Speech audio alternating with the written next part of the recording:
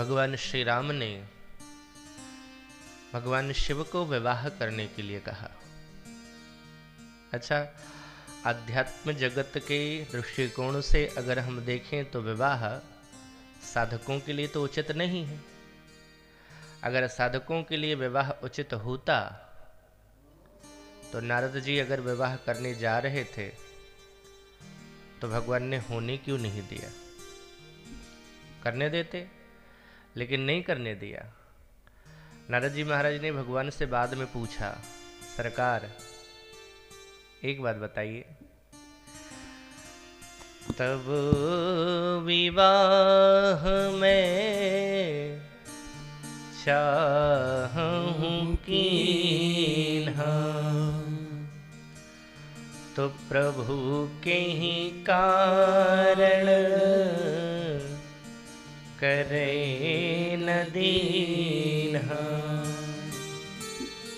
एक तरफ तो वो स्वयं से भगवान शिव को प्रेरित करते हैं, अब विनती मम सुनहु शिव जो मुँह पर निज ने, तो जाई विवाह सैल जहीं, यह मोहि मांगे दे।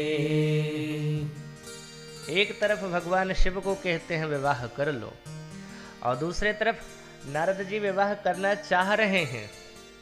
भगवान ने कहा, नारद विवाह हमेशा प्रौढ़ को करना चाहिए, बड़े को करना चाहिए, बालक को नहीं करना चाहिए। और उसमें भी छोटा बच्चा जो 3-4 महीने का भी नहीं हुआ हो, ये बालक अगर कहे कि मैं शादी करूंगा तो क्या उसके माँ बाप उसको विवाह करने देते हैं? नारद जी ने कहा, महाराज मैं कैसे बालक हूँ? भगवान ने कहा, मेरा कथन क्या है? बोले, मोरे प्रौढ़ तनय सम ज्ञानी, और बालक सुत समदास हमारी।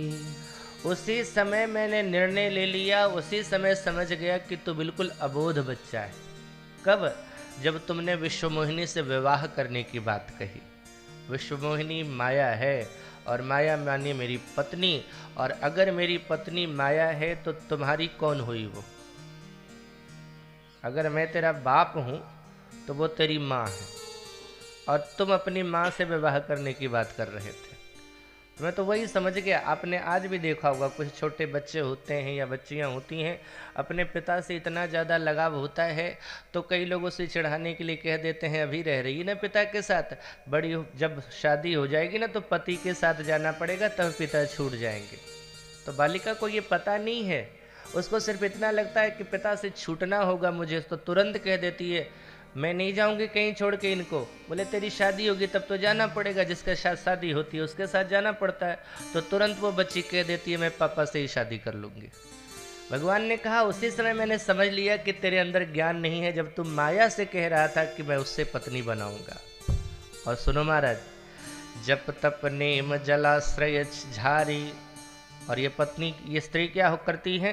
बोले, होई ग्रीष्म सो सई सब नारी, सब खींच लेती है। और मैं नहीं चाहता था कि तेरा जप तप रूपी सरोवर में जो जल एकत्र है वो सूखे। मूल बात, भगवान वो औषध, वो डॉक्टर है, वो वैद्य है, उन्हें पता है कि किस मरीज को कौन सी दवाई देनी चाहिए। ये नहीं कि सबको वही दवाई देते जाओ देते जाओ देते जाओ देते जाओ। उन्हें पता है किसका विवाह करने से संसार का कल्याण होगा और किसका विवाह नहीं करने से संसार का कल्याण होगा। नारद जी का नहीं विवाह करने से ही संसार का कल्याण है, और अगर शिव विवाह नहीं करेंगे तो संसार का कल्याण नहीं होगा। और दूसरी बात, भगवान के आदेश से, भगवान के शब्द का पालन करता है जो व्यक्ति, वही धर्म का पालन कर रहा है। धर्म और अधर्म की परिभाषा क्या है? अजामिलोपाख्यान में चर्चा आई है। धर्म क्या है? वेद प्रणिहितो धर्म यधर्मस्तद विपर्ययः। वेद प्रतिपादित मार्ग पर चलना, वेद में जो कहा हुआ है उसको करना ही धर्म है, और उसके विपरीत करना ही अधर्म है। धर्म अधर्म की यही परिभाषा है, और वेद में वही शब्द हैं जिसको भगवान ने कहा है। यानी भगवान ने जो कह दिया जीव के लिए वो धर्म हो गया।